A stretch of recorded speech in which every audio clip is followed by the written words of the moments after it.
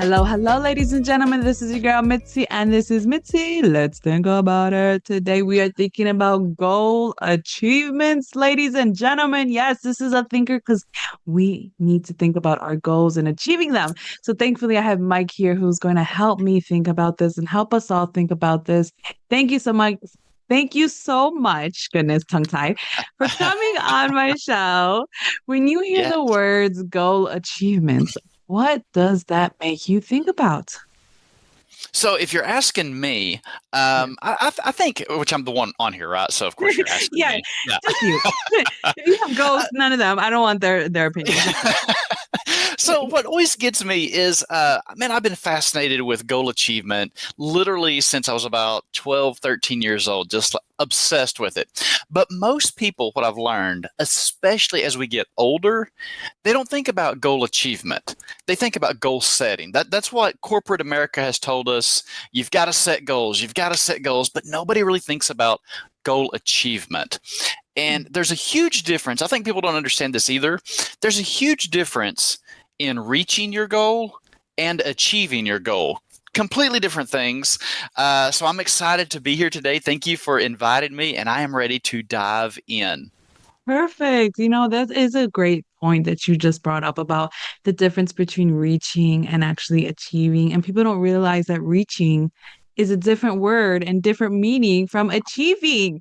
And I Yes. didn't I didn't think about it until you said it. And then you made me really think about it because once you said reach your goals, like that's it, you're reaching for it, but you don't actually achieve it and you strive for it and then you give up and then there's doubt and then there's fear and then you're sad and there's all these expectations that you know what I mean. And I just realized like we are just reaching for our goals. And then you said there's a difference between settings and achievement, and you're right, there is. You can set all these goals. Like I literally have a whole thing, a notebook full of goals that I want.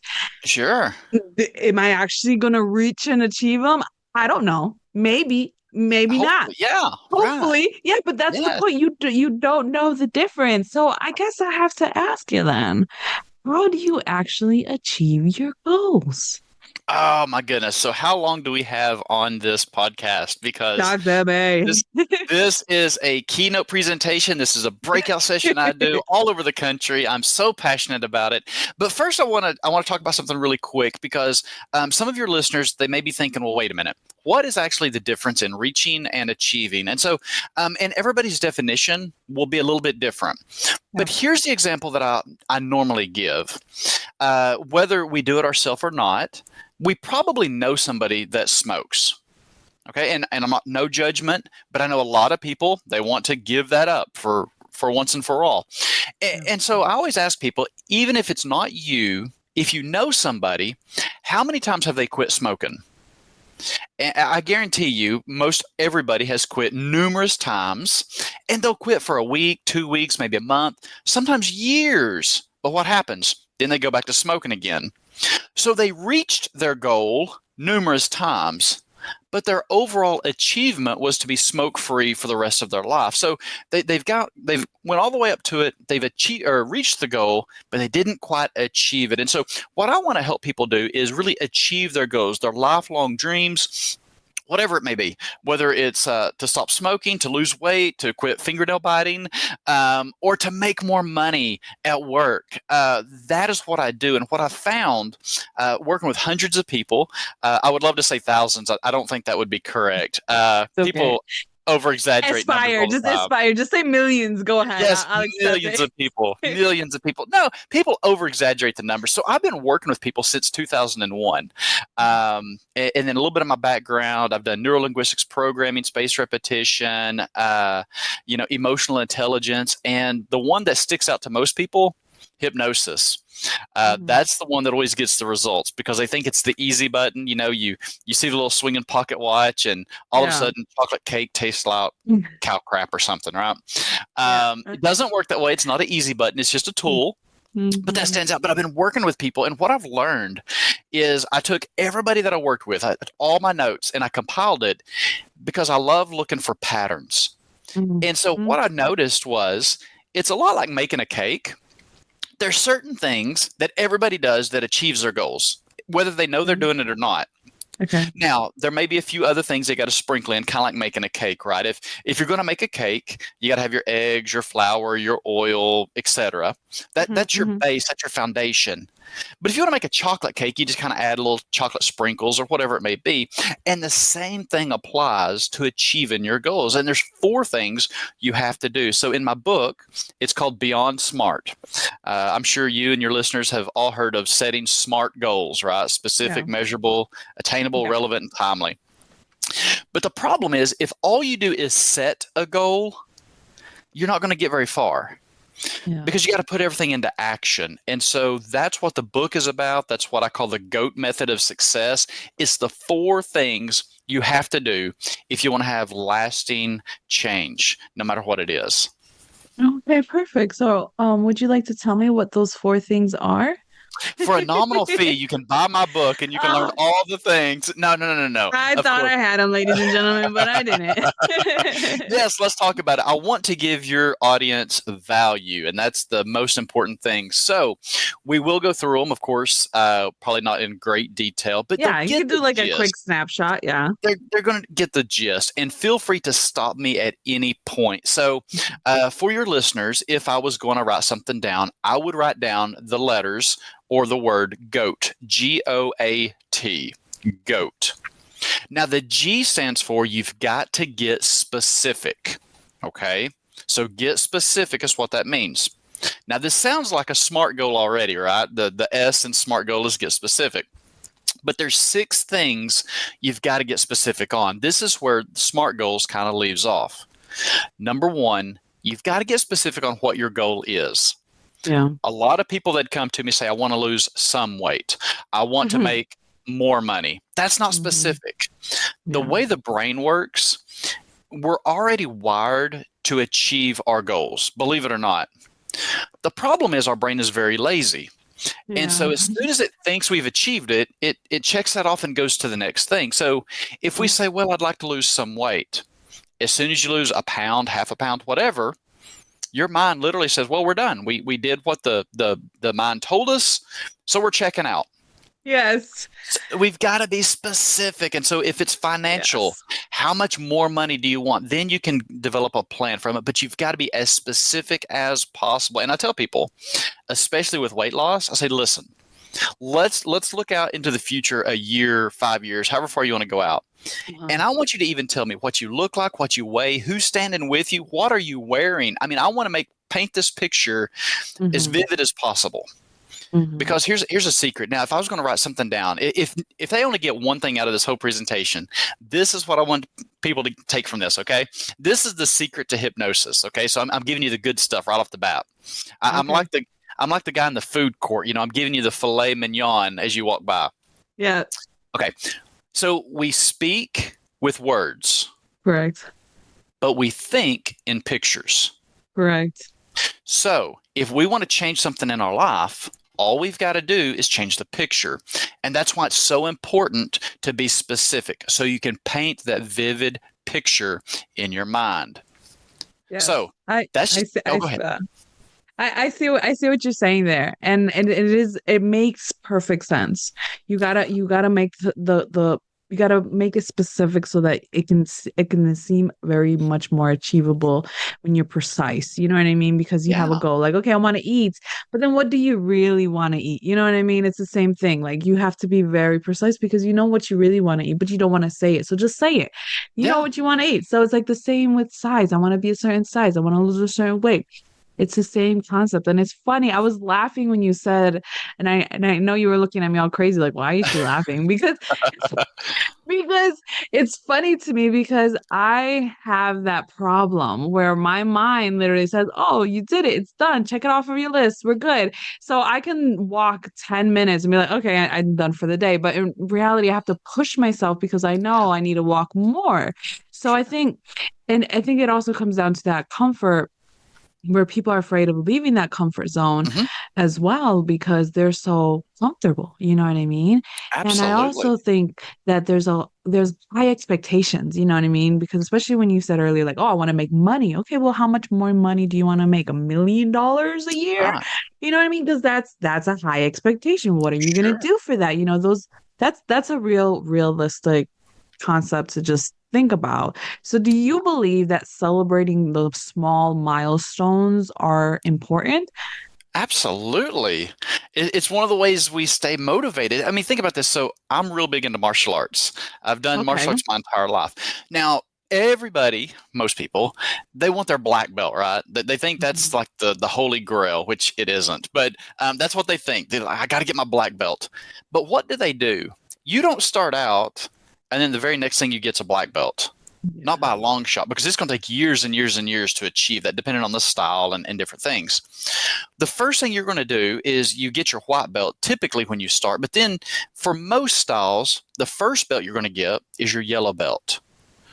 And that keeps you motivated. So your goal then becomes not the black belt, it's just to make it to the next level. That's your goal the whole time. So I've got a lot of friends that are in special forces, and across the board, super guys. And I love picking their brains on things. And I said, when you was going to like special forces training, I said, what's that like? I mean, it's, 8 weeks or 16 weeks or whatever, depending on what they're going into. And they say, listen, you're not trying to make it to the end. Don't do that. Those people will fail every time. If they say, well, we've got 16 weeks, they will fail every time. He said, I'm trying to make it, because we get up like at 2 or 3 o'clock in the morning, sometimes at midnight. I mean, it's just crazy, Wow. right? And it has to be. He said, but what we do, we're just trying to make it to breakfast. He said, once we make it to breakfast, we're just trying to make it to lunch. He said, it's always just that next little bit. So having these goals and breaking it down in neurolinguistics programming, it's called down chunking, and it's just smaller goals. And it's critical.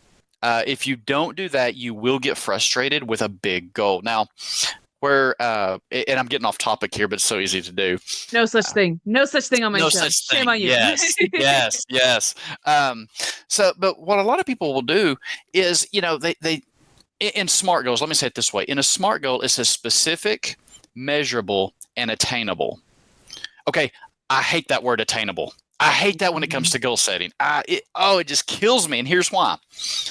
Because if I tell you you've got to set a reasonable or an attainable goal, you will always sell yourself short. It's very true. Les Brown says it best. People don't Yeah. fail at reaching their goals because they aim too high and miss.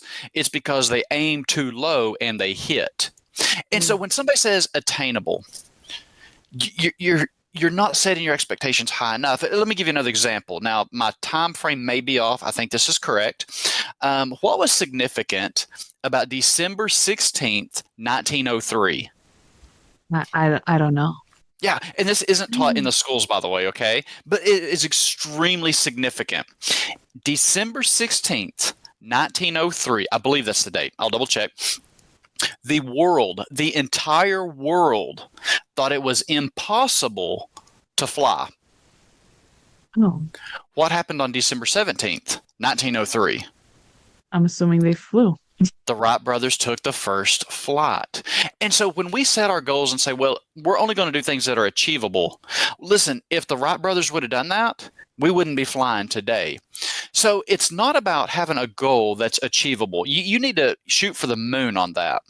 Yeah. Now, there's another saying, if you hear motivational speakers, it's a great, shoot for the moon, and if you fall short, you'll land amongst the stars. I don't know if you've ever heard Mm. that. It's really, It's I a like to corny say shoot. one. Yeah, it's a corny one. So I like to change it up and say, listen, shoot for the moon. And if you fail, you're going to land on Uranus, right? I mean, don't be afraid to fall flat. It's okay. Yeah. Now, what's important, though, is the steps to get there need to be achievable. Yeah.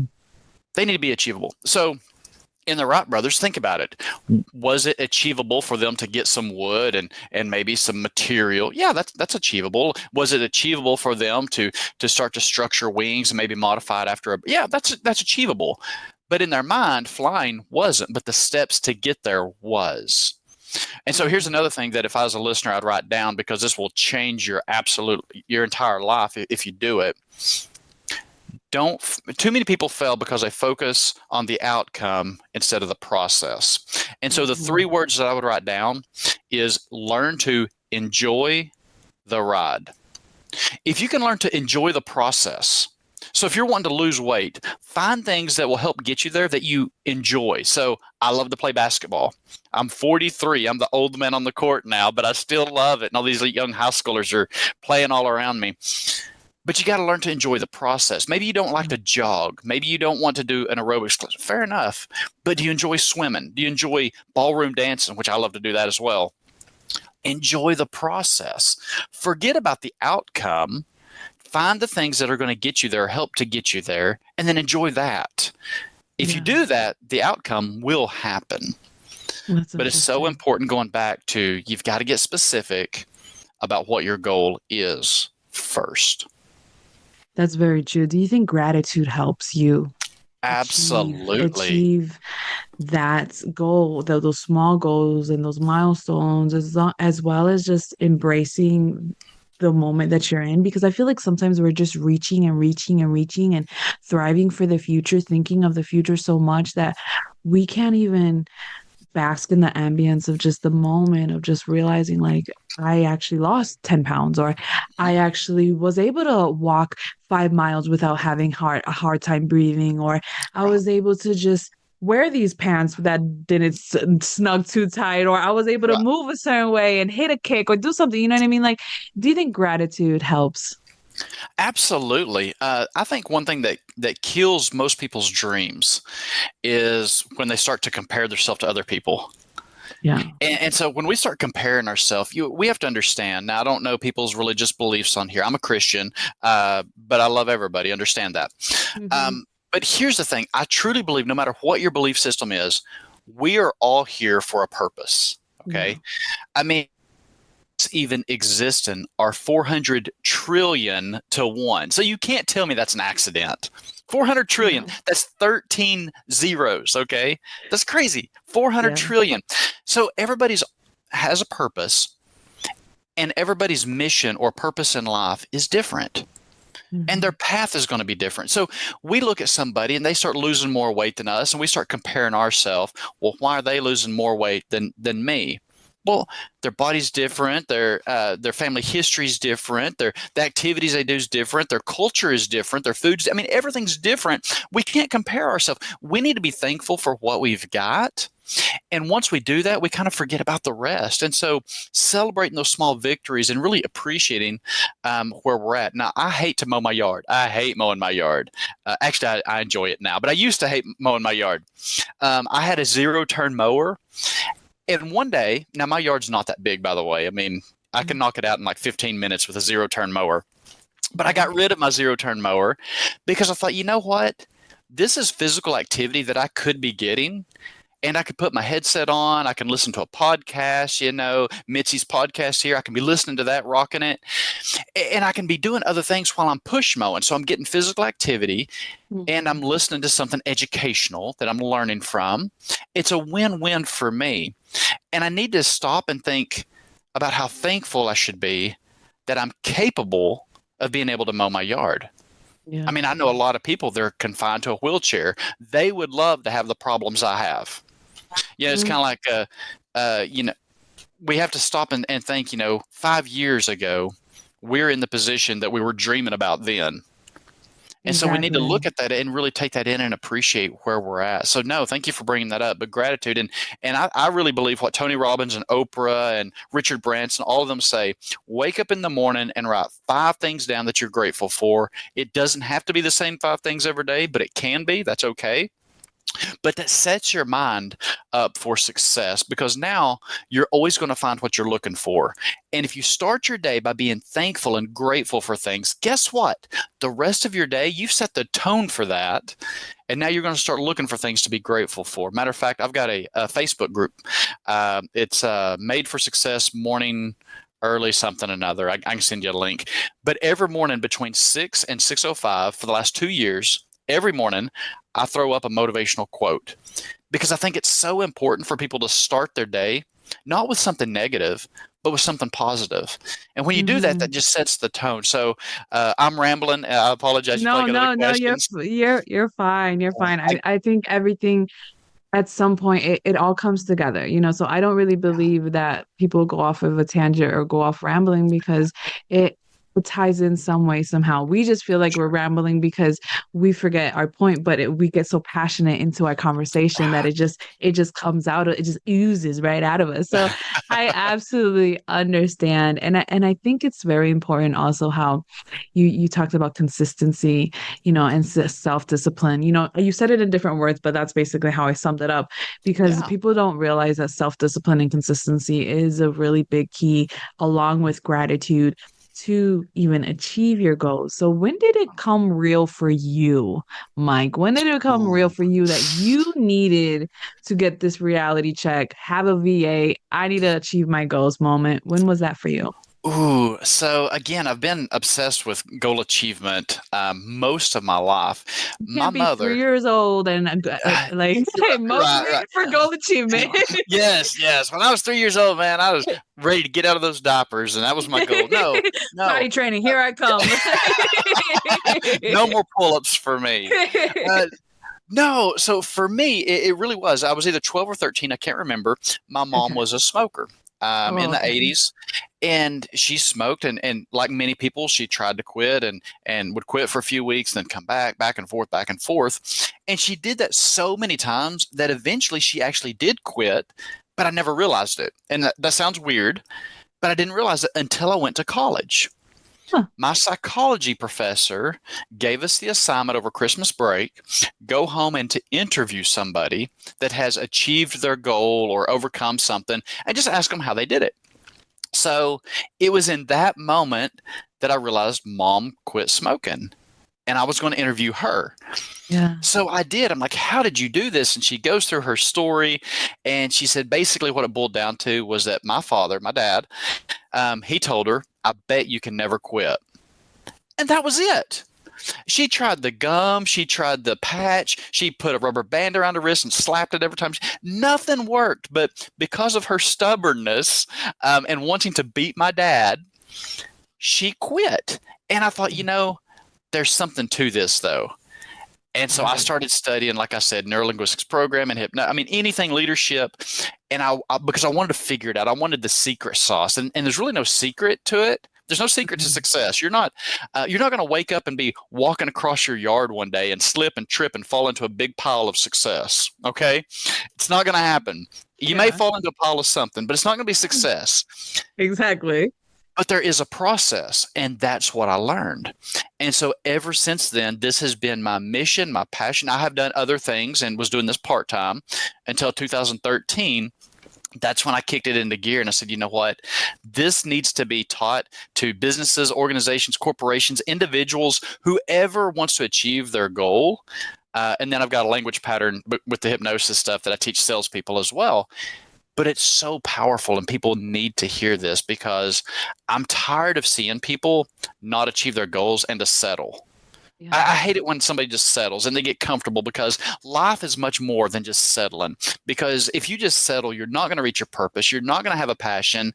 And and by doing that, you're cheating everybody else. Our playing small doesn't benefit the world. Mm, And that's so, amazing. yeah. I think that's a great point. I mean, I think that's a funny point about your mom and how she was so stubborn and her pride got to her. I was like, oh yeah, you think I can't do it? Watch me. And then she did Yeah. it. And it's funny because some people, that's how they do quit certain bad habits. Yeah. And Yeah. that is an interesting way to just get into this and dive deeper in and try to figure out what's the secret sauce. How does this really happen? And you even got to the point of hypnosis. Like I've spoken with a few people who do hypnosis, and I really Mhm. think it's an interesting concept. It really is. It It is is. very interesting. Like people don't realize the juicy details that goes into it, but if you really dabble into it, it is pretty interesting that we don't even realize we get hypnotized just doing common things. You know what I mean? Like Absolutely. driving, especially, like sometimes Yes. people don't realize that. Like driving, I'm driving in a car. You would think that you'd be consciously aware, but no, you Oh, can. no. That's the biggest time where you can get hypnotized. Yeah. And I've experienced that because I've done road trips from like Sure. Wisconsin to Florida, Wisconsin to New Sure. York, Wisconsin to Texas. You know what I mean? Those are like days of driving, you know? So Oh, yeah. I know for a fact that that's a real thing because I've experienced it. Absolutely. So Well, and the thing with hypnosis too, and didn't mean to cut you off, I apologize. you're The thing with good. hypnosis, there's a lot of misconceptions about what it is and isn't. Hmm. Depending who you talk to, some hypnotists, I'm not saying all of them, but some hypnotists, they kind of have this God complex, like they can control and manipulate and all this. And that's just simply not true. Hmm. Hypnosis is a tool, and it's a way to help people typically visualize. Now, there's other techniques as well, but predominantly visualize what they want to achieve. And driving, we're on a subconscious level 70% of the day or more. So you mentioned driving, and I love that. Think about this. You drive home from work, you drive to work, whatever it may be, but usually you're zoned out. You're not paying Yeah. attention. You don't remember most of your trip. Matter of fact, you'd probably even go, "Wow, was that light red back there when I drove through it?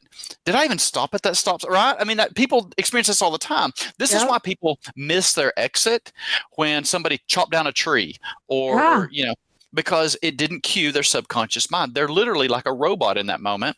And that's okay. Hmm. That's the subconscious mind. If we were conscious the entire time about every little detail, we literally would go insane. Um, well, I mean, seriously, think about this. You have to think about holding your hands on the steering wheel a certain way. What's the temperature in the car? What am I hearing on the radio? What am I hearing Yes. outside? Pressing the gas, the brake. I mean, every little detail. It would drive you nuts. Yeah. And so, with hypnosis, again, just being a tool, but it's a way to help people picture the goal that they want. And we experience it all the time. We use it all the time. Another word for it is visualization, Hmm. meditation, dependent on your religious beliefs, and in some sorts prayer can be a form of hypnosis, but we don't like that because we think hypnosis is of the devil, right? It's not. We use it all the time, but television, radio shows, they have kind of made it out to be this evil thing, and it's really not an evil thing. Yoga can be, it's all about breathing and focusing. It's all that it is. So when somebody Yeah. experiences hypnosis, they're learning how to control their conscious and subconscious mind even better than before. That's a valid point. I'm glad you brought that up because I think people need to start thinking about that as well in a different format so that when it's brought up to their attention as a possibility of a form of therapy or a form Sure. of assistance of any form, then I think that should be like, oh, maybe I should consider it. So that's a great point. Thank you for bringing that up. So I know we got to start wrapping up the show because Oh, already. Wow. I know time is, it flies Man, by. It's so sad, gosh. but what could be some lasting words of wisdom that you can leave us off with? Even though, let's be honest, you give us a lot of great points this whole Man. conversation, but what can be some lasting words? Okay, so I probably got less than a minute, and I feel the people are going to be cheated. They're like, okay, we wrote down this word goat, and you only give us one deal of I six know. things out of get specific, right? Now you gotta buy the book. Excuse Now me, you got buy to buy the the book. book. That's it. Beyond Smart on Amazon. No, okay. So I want to run through this really, really quick. Get specific. Six things. You got to write down your goal. You got to be specific on that. Why it's important to you. What skills and knowledge that you're going to need. What people you need in your life. What obstacles you're going to face, and what actions that need to be taken. That's all under get specific. The O stands for you got to be open-minded.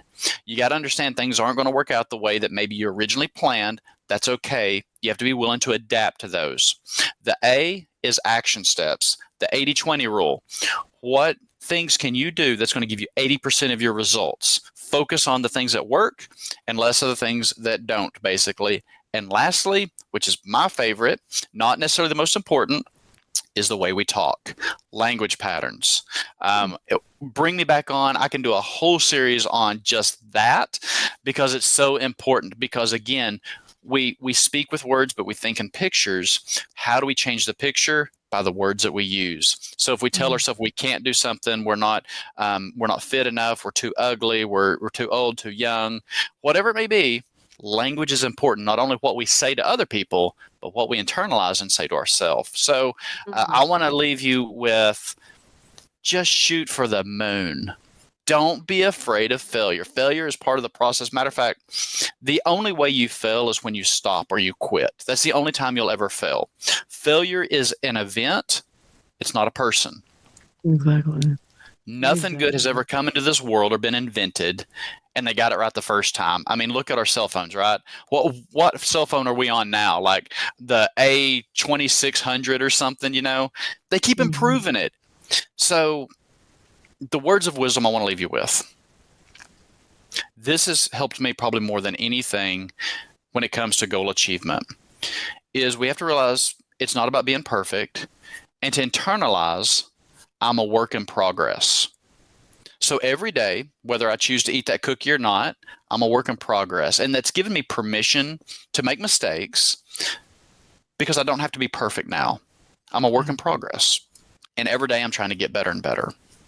So that's what I want to leave your audience with. I like it. I like it a lot. Awesome. You can't go wrong. I know I'm gonna have to bring you back. I'm gonna have to. Oh, No, please no, do. no doubt, Please no do. doubt. You're gonna have to Please do. see his face again and This has hear been, us talk. this has been fun. This has been so much fun. Seriously. Thank you for Good, having good. me. Ladies and gentlemen, if you guys want to know more about Mike and all that he has to offer the world, because man, he has a lot to offer us, it's to keep on thinking. Go check him out. I have his website. I have his picture. Just right there under it, just click to find all the access that you can find of Mike so that you can continue on thinking. With that being said, bye.